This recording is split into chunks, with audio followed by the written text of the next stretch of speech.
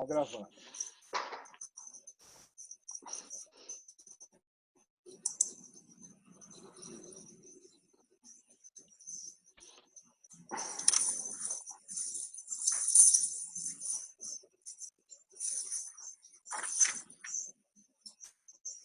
Bom, eu peço para todo mundo desligar o microfone para deixar o mudo. Acho que tem alguém com o microfone aberto. Ok, obrigado. Bom, boa noite, pessoal. Então, nós vamos começar a nossa leitura do livro Psicologia, da Evolução Possível do Homem. Deixa eu só ver aqui como eu faço para arrumar essa janelinha.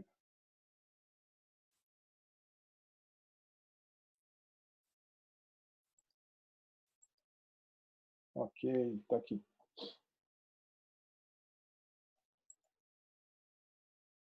A Psicologia da Evolução Possível ao Homem, do Peter Ouspensky. Quem é o Peter Ouspensky? Aliás, antes vamos falar um pouquinho desse grupo. Esse grupo, o Grupo Consciência Criativa, é um grupo que eu dei um nome novo, mas como eu estava dizendo para os primeiros convidados, é um grupo que a gente já mantém há um certo tempo, entre formações e paralisações. Eu acho que ele já tem até mais de 6 anos. Algumas das pessoas que estão aqui, o Luiz, o Rebolo, já participaram de outras reuniões. E o nosso grupo, ele tem a finalidade de estudar metafísica. A gente entende metafísica como a ciência do invisível. Tudo aquilo que estuda ação e reação, sincronicidade, magnetismo e todos os fenômenos que existem, mas que não são visíveis, né? A gente é bastante interessado por isso. Eu acho que o estudo da metafísica faz parte da evolução do homem no sentido de afirmar menos coisas religiosas e coisas como Papai do Céu, aquelas forças, todas aquelas coisas que cuidam da gente, que muitas vezes são fictícias, às vezes não, mas a maior parte das vezes são fictícias. Então, a metafísica dá mais sentido para o entendimento dos fenômenos da nossa vida. A gente estuda também o que é consciência, e o Ouspensky está aqui no nosso roteiro justamente porque ele é um filósofo, aí, um pensador contemporâneo bastante preocupado no entendimento da consciência, estuda como ser mais criativo para ressignificar as nossas vidas, o nosso trabalho. A gente vem para essas reuniões sempre com o espírito de mente aberta, né? E também as nossas reuniões têm como objetivo fazer networking, de que as pessoas desse grupo se ajudem no dia a dia, no trabalho, justamente porque nós pregamos aí que o coletivo deve prevalecer perante as atitudes egoístas. Então, o network é uma parte importante, vai ser a segunda parte do nosso encontro. E também a gente visa fazer um detox de preconceitos, né? Preconceitos, paradigmas velhos, preconceitos religiosos, entre outros conceitos aí que travam a nossa vida, travam a nossa mente e colocam a gente numa bolha, de uma consciência menor, uma consciência que vira uma bolha que acaba virando uma prisão. O nosso amigo Ouspensky, para todo mundo ficar na mesma página, eu acho que a maior parte nunca ouviu falar desse cara. Esse cara é um russo que nasceu em Moscou em 1878. Ele já é velhinho, mas a gente vai ver que os velhinhos têm muito a nos ensinar, principalmente essa turma russa, né, que vem trazer de uma maneira ocidental o conhecimento oriental. Acho que esse é o principal papel dos russos. A gente tem grandes russos pensadores. Um deles eu gosto é o Ouspensky, outra é Helena Blavatsky, e ele morreu em 2 de outubro de 1947, nasceu em Moscou. Nessa data, eu acho que viveu até os bolcheviques ali, e depois acabou migrando porque os Estados Unidos dava mais condição para ele desenvolver os estudos dele, e morreu em Surrey, nessa cidade de Surrey. Então, ele passou pelo Império Russo, ele passou pela União Soviética Comunista e acabou indo morar nos Estados Unidos. E ele teve como ocupação na vida dele, ele foi filósofo, foi escritor, jornalista, matemático e psicólogo. Uma mente muito interessante. E os trabalhos dele, ele começou lançando os primeiros livros justamente interessado nas dimensões mais elevadas da existência.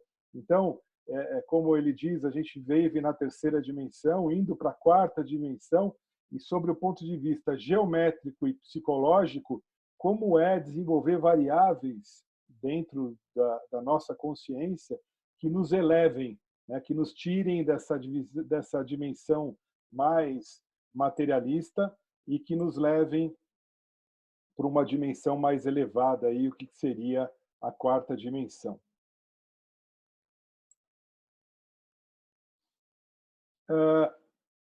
Então, como o livro, na introdução, ele explica que esse livro, na verdade, é um compilado de um método que ele desenvolveu. E um método que ele desenvolveu que ele organizou em mais de 5 conferências, né? Ele chegou a 7, 8 conferências, mas ele compilou em 5 conferências. Então, essas 5 conferências, a gente vai falar hoje só da primeira, e a gente vai se encontrar uma vez por mês, na primeira quinta-feira do mês, às 8 horas. Então, a próxima primeira quinta-feira de agosto, a gente volta para falar da segunda conferência e assim por diante. Ele fala justamente em desenvolver uma técnica para você aprender a se conhecer. Então, a observação de si, de maneira disciplinada. E ele diz também que a gente tem que estar aberto, na introdução, a um novo conhecimento, justamente porque o conhecimento velho é sabotador desse novo conhecimento. E justamente a gente deixa de crer que possa existir uma coisa nova, né? A gente vive uma sociedade muito arrogante nesse sentido. E ele pede para a gente observar isso em como nós somos arrogantes para deixar o novo conhecimento chegar, porque a gente já tem paradigmas, preconceitos, né, e conceitos pré-definidos sobre tudo. Parece que não existe mais nada de novo. Isso, quando ele escreveu, existia essa maneira positivista de ver as coisas, mas hoje, com pandemia, transformação digital, inovação, etc., a gente já vive uma sociedade de disruptura. Mas eu vejo muita gente sofrendo ainda com dessas disrupturas forçadas, justamente porque se apega a esses preconceitos antigos. Então, as novas ideias não podem ser interpretadas também com o auxílio das novas. Você não pode pegar um conceito novo e tentar ele encaixar numa explicação velha. E que, principalmente, a gente precisa exercitar a revisão dos nossos valores. É a observação que ele faz como pré-requisito para você assimilar e entender esse livro de maneira mais fácil, né? Então, hoje a gente vai falar da primeira conferência do livro Psicologia da Evolução Possível ao Homem, e ele começa questionando a psicologia, né? O que ele fala? Que a psicologia é, às vezes, chamada de uma ciência nova, nada mais falso. Ela é talvez uma das ciências mais antigas e, infelizmente, em seus aspectos essencial, é uma ciência esquecida. Então, ele fala que o que a gente chama de psicologia hoje, a psicologia em si, ela é uma coisa muito antiga, e ele dá provas disso um pouquinho mais para frente. Ele fala que a psicologia de hoje, ela é uma psicologia que muda e se adapta com a influência da religião, com as políticas locais e com os valores morais, né? E essa psicologia moderna, que a gente chama, ela está sempre se adaptando para tornar um pouquinho mais viável a vida do louco, né? Então, ela se adapta com a pressão da cidade moderna, ela tenta transformar a vida das pessoas ainda produtivas, quando a psicologia original é muito mais parecida com a filosofia, muito mais profunda. E essa filosofia, que ele chama de filosofia verdadeira, ela é antiga e ela pode ser encontrada de maneira organizada através de métodos como todas as formas de yoga, né? todo o trajeto da pessoa que se forma nas diversas etapas da yoga, como no ensinamento dos sufis, como na organização do estudo da lógica, do estudo da ética, né? Então, a filosofia a que ele se refere é um trabalho do pensamento humano. Então, ele começa o livro fazendo essa separação do joio do trigo, dessa psicologia moderna que tenta arrumar, justamente por causa da pressão da religião, das políticas dos países e da moralidade vigente, as pessoas, com a filosofia, vamos chamar assim, clássica, que é muito mais ligada à filosofia e o trabalho da evolução do homem. Então, a psicologia, ele afirma que na antiguidade, antes que a filosofia, a religião e a arte adotassem essas formas independentes, ele fala justamente que da psicologia, o que ele chama de psicologia antiga, saiu a filosofia, que tomou seu caminho próprio, saiu a religião, que tomou seu caminho, e a arte, que seja, elas se encontravam a expressão nas escolas de mistério. Então, no Antigo Egito e na Grécia Antiga, existiam as escolas de mistério que ensinavam os sacerdotes, os faraós, os líderes políticos da época a conhecer a psicologia através de mistérios. Então, na Grécia, a gente tem o próprio panteão de deuses, né? Quando a gente fala ali, por exemplo, de Eros, dos deuses gregos, eles se referem justamente à descrição dos poderes da alma humana. Afrodite, né? A gente sabe que é um grande estudo psicológico. E no Egito também o panteão de deuses, a explicação do universo, eles eram tratados dentro dessas escolas como um mistério. Mais tarde, esses mistérios sobreviveram através da transformação simbólica, que a gente vê isso na religião também. Se você olhar para um deus indiano, para um santo, para um orixá que seja, né, a Iemanjá, que representa o poder maternal da mulher, do homem, da mulher, da mãe, né, desculpa, da mulher, da mãe, aquela mulher que cuida, da energia criadora que está ligado ao mar, né, tudo sai do mar. Se você pega um deus indiano, uma Kali, por exemplo, que ela significa, ela é a noiva ela representa a destruição do ego, na verdade, né? A deusa Kali, ela tem aqueles vários braços, cada braço tem um símbolo. Então, os antigos, eles passaram todos esses mistérios para um estudo simbólico muito grande, e a psicologia, o entendimento da alma, o entendimento, ela acabou sobrevivendo através dessas simbologias todas, que hoje estão na astrologia, um pouco no estudo da alquimia. A magia ativa muito esses símbolos, né? A maçonaria detém muito aí os estudantes de ocultismo, e a escola da Helena Blavatsky de teosofia. Então, ele separa realmente a psicologia científica, que são essas doutrinas que estudam o homem tal como se encontram, ou tal como supõem ou imaginam, que é esse homem moderno, essa psicologia moderna que fica tentando nos consertar e nos tornar produtivo por causa das pressões da vida moderna. E a gente tem a psicologia clássica, que é a psicologia que pode dar o caminho de uma evolução possível do homem, né? Então, são as doutrinas que vão estudar o homem, não do ponto de vista do que ele é ou parece ser, que é como essa psicologia científica estuda, mas do ponto de vista do que ele pode chegar a ser. E aí eu me interesso muito pelo Ouspensky, porque justamente quando a gente quer fazer uma grande mudança na vida, e a gente entende que aquele filme e o livro O Segredo não serve para nada, né? Só para desejar matéria e ter desejos de consumo.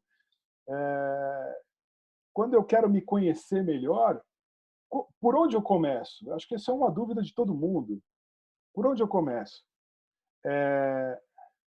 Qual é o melhor caminho? Existe um método para isso? Por onde eu começo? E o Ouspensky é um dos escritores que eu já estudei que, sem florear, sem simbologia, ele é direto e reto na explicação, ele traz um caminho que você pode avaliar e dizer, pô, essas coisas servem. Eu costumo dar curso de gestão de projetos E a gente sabe que a gente tem vários métodos para gerenciar um projeto. Nós temos a metodologia waterfall, a metodologia ágil, e você vai estudar os métodos e vai ver quais dessas ferramentas ou dessa forma de pensar vai mais servir para você. Então, ele afirma que a psicologia é o estudo dos princípios, leis e fatos relativos à evolução possível do homem. É assim, justamente, que ele define a psicologia. Deixa eu autorizar o pessoal que está chegando.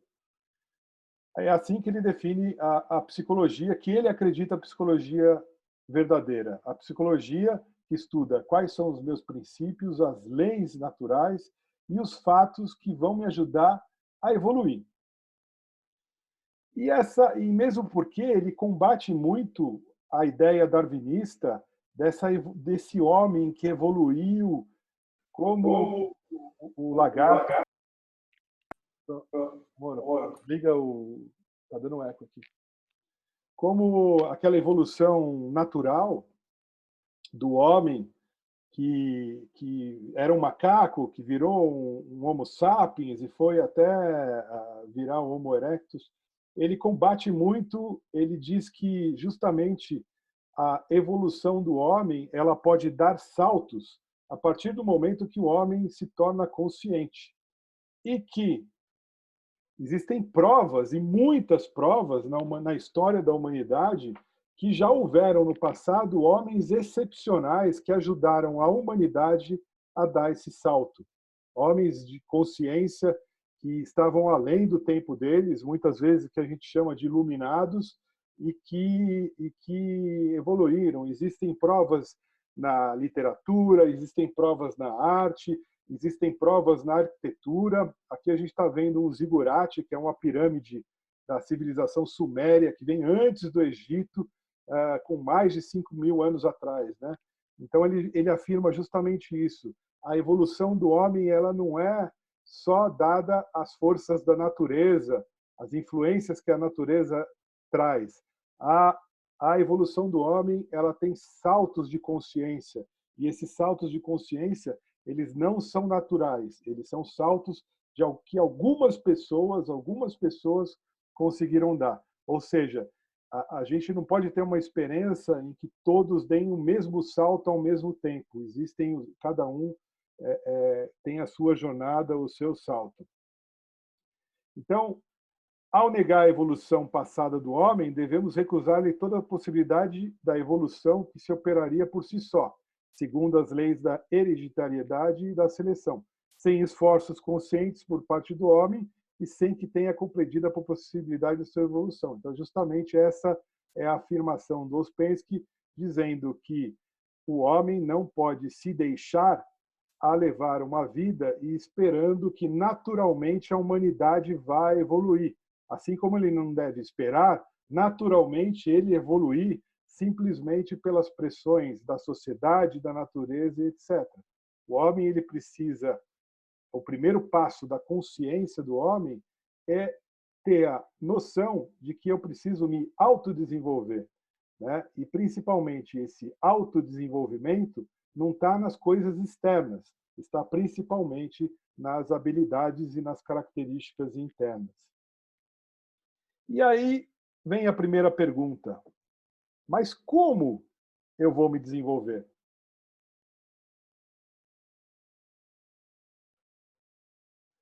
Mas como eu vou me desenvolver? Primeiro eu tenho que querer, eu tenho que odiar a minha consciência atual, eu tenho que desejar intensamente me desenvolver. Eu preciso estar incomodado com isso, né? Depois eu vou me desenvolver não por esforços, por cursos e por escolas, eu vou me desenvolver porque eu vou empreender esforços pessoais. E também eu vou ter a humildade de perceber que talvez o método daqueles que estão na minha frente, com graus mais elevados de consciência, talvez me ajudem. Então, aquela velha máxima no mercado, eleger ali as pessoas para observar, para aprender com elas. E depois, justamente aqui, tomar cuidado com os gurus, né? Eu acho que cada um tem o seu caminho, mas não confundam o homem com o mestre, né? Eu acho que eu separo bem isso. né? Não importa o mensageiro, o que importa é a mensagem. Esse ponto aqui é muito importante dizer. Então, vamos entender, a gente tem que entender, a gente tem que ter uma meta justamente de como eu vou me diferenciar dessa humanidade, da massa da humanidade que 90% dorme. E aí eu buscar entender quais são as diferentes e as numerosas qualidades e poderes novos que eu posso desenvolver. Então, você fala, nossa, poderes novos? É exatamente isso que ele está dizendo. Então, por exemplo, quando você não tem consciência matemática, não tem consciência lógica, o teu raciocínio te leva a lugares diferentes de quando você tem. Ele também fala que o homem não se conhece nem os próprios limites, nem suas possibilidades. O homem não se conhece até que ponto ele não se conhece. Então, essa é a primeira porrada que o Ouspensky dá. Ele fala, a gente não se conhece porque a gente nem começou a nossa jornada de autoconhecimento. Eu não sei nem por onde começar a me conhecer. Eu vou chegar no espelho, gravar um vídeo. Oi, Alexandre, tudo bem? Muito prazer, eu sou o Alexandre. Como? Eu sinto... Pergunta para uma pessoa, como é que você faz para se conhecer? Vão ser respostas diferentes, atrapalhadas e imprecisas aí, né? A gente pode até começar a nossa discussão com essa pergunta. Como é que eu faço para me conhecer? E ele fala que o homem primeiro precisa entender a nossa mecanicidade. Ele fala que o homem é uma máquina perfeita. Nós somos uma máquina. Então, o homem é uma máquina muito mais complicada do que aquelas máquinas que ele inventou. Sendo assim, um homem-máquina, eu preciso entender o meu manual. Mas, antes de entender o meu manual, eu tenho que entender que eu estou cheio de ideia falsa sobre mim mesmo. Aqui a gente entra naquela área do ego, né? O que é o ego? Como eu acho que eu sou? Muitas vezes, como eu sou inconsciente, o meu ego tem quase que uma vontade própria de dizer para mim o que eu sou. E o que eu sou? Eu sou o Alexandre, eu sou... As pessoas me chamam tanto de Alexandre que eu me reconheço como Alexandre. Eu sou o que eu digo, eu sou o que eu penso, né? Então, ele fala para a gente questionar e observar o como a gente é mecânico e o como 99% da nossa vida é regido por influência exterior. Ah, agora tem a pandemia, agora eu tenho que trabalhar, agora faltou dinheiro, agora está chovendo, e os choques exteriores. Quase tudo que a gente faz o tempo todo é reativo e mecânico. E tudo o que eu e tudo que a gente crê estar fazendo, na verdade, é esse jogo de ação e reação, né? E a gente como máquina reagindo e, na verdade, que nem chove e assim como venta, essas coisas simplesmente estão acontecendo na nossa vida e estão nos levando para um ritmo que a gente acredita estar fazendo, mas a gente está, na verdade, 100% reativo, como se fosse uma máquina. E aí ele pede para a gente observar esses fios na nossa vida, esses fios de influência que a gente recebe. O homem, como homem-máquina, ele acha que não está fazendo nada, ele, na verdade, é como uma marionete. Mas o homem, ele é uma máquina singular, segundo Ouspensky, que, se bem dirigida por ele mesmo, ela pode saber que é uma máquina. Então, o primeiro passo é justamente esse homem-máquina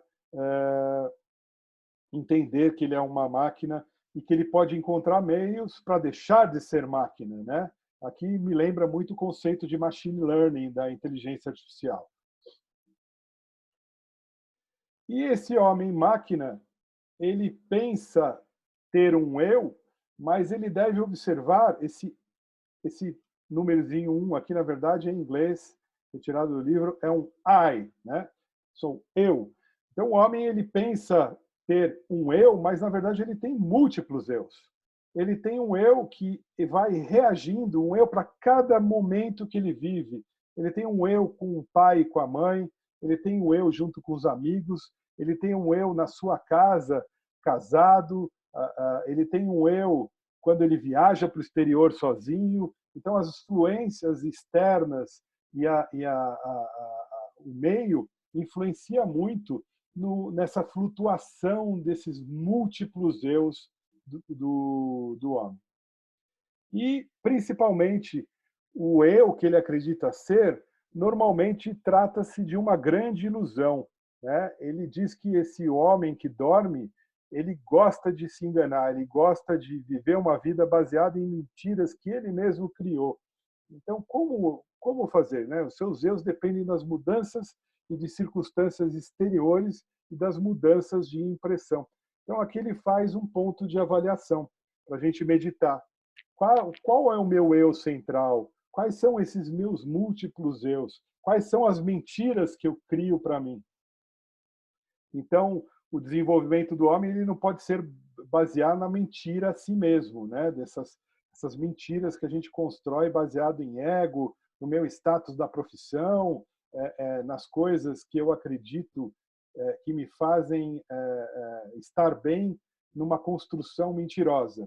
O homem deve se dar-se conta de que não possui qualidades que se atribuem na maior parte das vezes. Então, ele deve observar o que ele faz, ele deve questionar os conceitos de individualidade, os conceitos de unidade, ele deve entender que não existe um ego permanente, as coisas são mutáveis, as coisas estão mudando o tempo todo, e ele deve observar a sua consciência e para onde são dirigidas as suas vontades.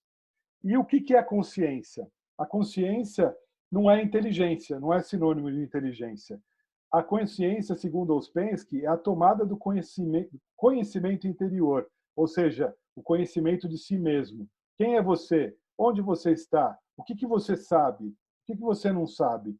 Então, só a própria pessoa, só você mesmo é capaz de se autodiagnosticar. Né?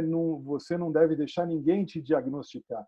Você deve crescer, estudar e buscar ferramentas e variáveis para você se conhecer melhor. E os momentos mais elevados de consciência que criam a memória. Eu acho que talvez caia essa conferência. As funções psíquicas não são consciências, sentimentos, impulsos motores e sensações, né? Então, a gente confunde muito sentimento e reações e sensações com consciência. Isso não é consciência. A consciência está ligado ao conhecimento de si, segundo Ouspensky. Os graus visíveis da consciência. Então, duração. Quanto tempo você permanece consciente? Você fala, hoje eu não vou me irritar com nada. Será que você consegue segurar essa barra? Quantas vezes por dia você esteve realmente consciente? Se você está consciente o tempo todo, a tua memória ela consegue guardar mais coisas. Então, se eu perguntar para você o que você comeu, com quem você comeu terça-feira passada, raramente as pessoas lembram. E aí tem a questão da amplitude da penetração, que é sobre o que você estava consciente, quais são os temas que te deixaram consciente, a situação que te deixou consciente. Isso pode variar de acordo com a maturidade de cada um, né? E ele pede um exercício, tenta ficar 5 minutos olhando para o teu relógio e consciente de que eu sou o Alexandre, eu estou no meu apartamento aqui no Tamboré, eu estou aqui na minha mesa, eu sou o Alexandre, eu estou aqui, e tenta se manter só com esse pensamento do eu sou por 5 minutos, sem nenhum outro pensamento sair na tua casa. Nesse momento, isto é estar consciente, é você estar 100% no controle das coisas de quem você é, do que você se propôs a fazer e sem deixar outros pensamentos ou devaneios aí atropelarem e te desligarem, te fazerem dormir ou ficar semiconsciente. Aí ele diz os 4 estados da consciência. Quais são eles? A consciência ela pode estar dormindo, ela pode estar em vigília, ela pode estar consciente, eu estou consciente o tempo todo de mim, eu estou centrado, eu estou alerta, aqui o ditado dos escoteiros, o sempre alerta, e a consciência objetiva, que é aquela consciência o tempo todo, 24 horas por dia, e controlável, eu que mando nas reações aqui. E ele diz que nós estamos quase que 99% entre o estágio de sono e o estágio de vigília, né? E com alguns relampejos de consciência de si. E é só a consciência de si que gera umas memórias mais permanentes, que ajudam a você ter um eu sou mais sólido, né? mais centrado. Nas próximas conferências, que a gente vai estudar junto, que começa em agosto, ele vai falar um pouquinho mais sobre as barreiras para você buscar ser um ser mais consciente. Mas ele cita aqui as duas principais, que é a ignorância de nós mesmos, né? Justamente a gente ignorar esse nosso eu central, e a convicção ilusória de nos conhecermos. A gente acha que a gente se conhece, a gente tem a síndrome da Gabriela. Eu nasci assim, eu fui sempre assim, Gabriela.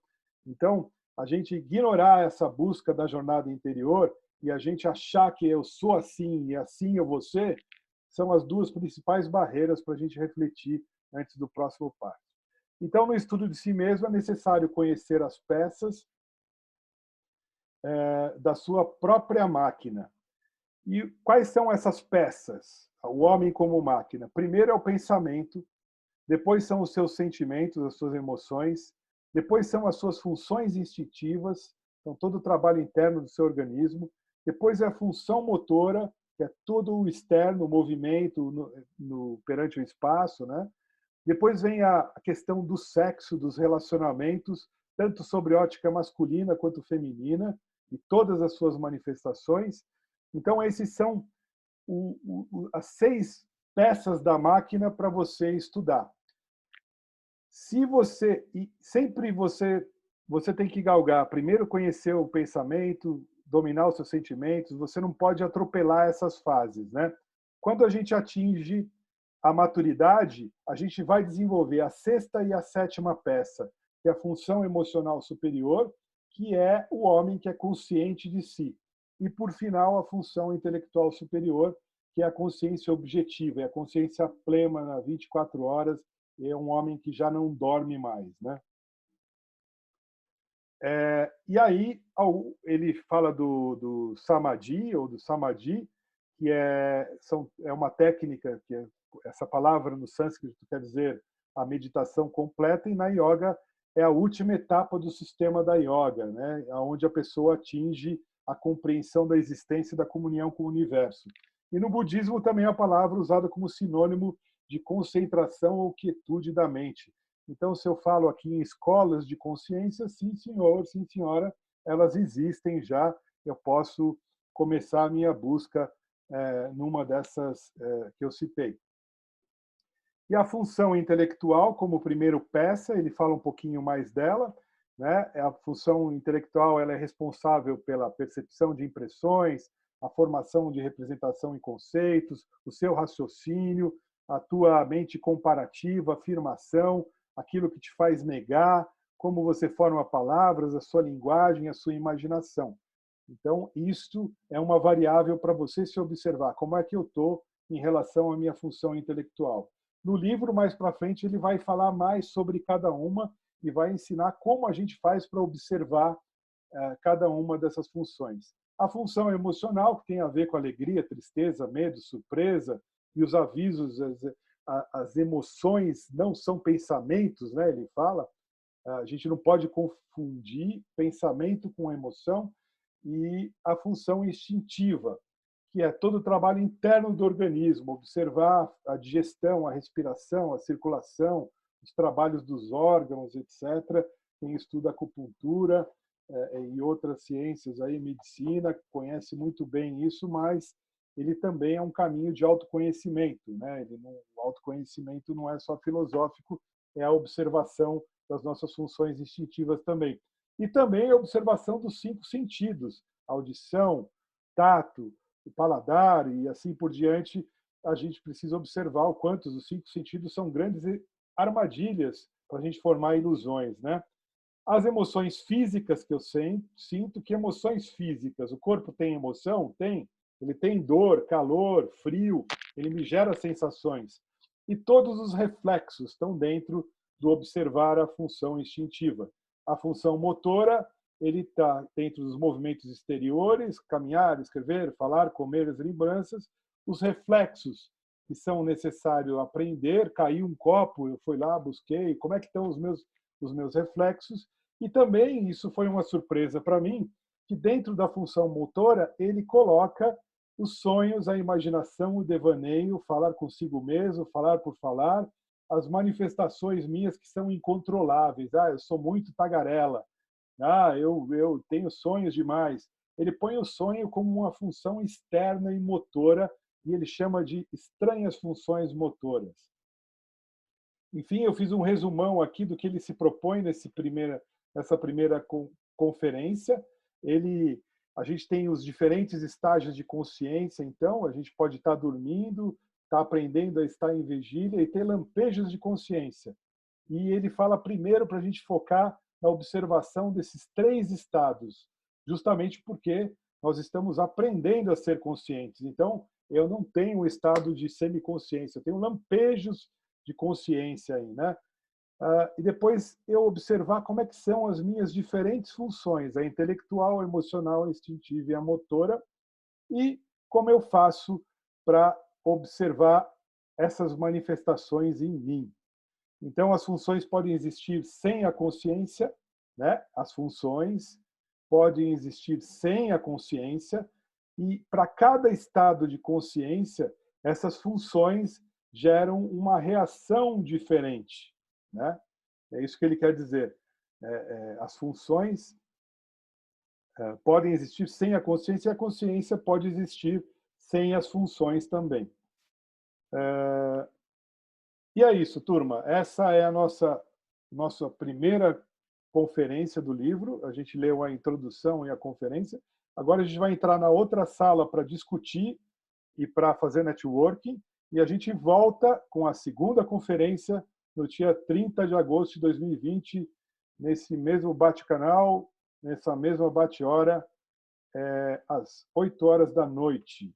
Eu vou sair agora e eu vou encontrar vocês na outra sala, ok? Um abraço.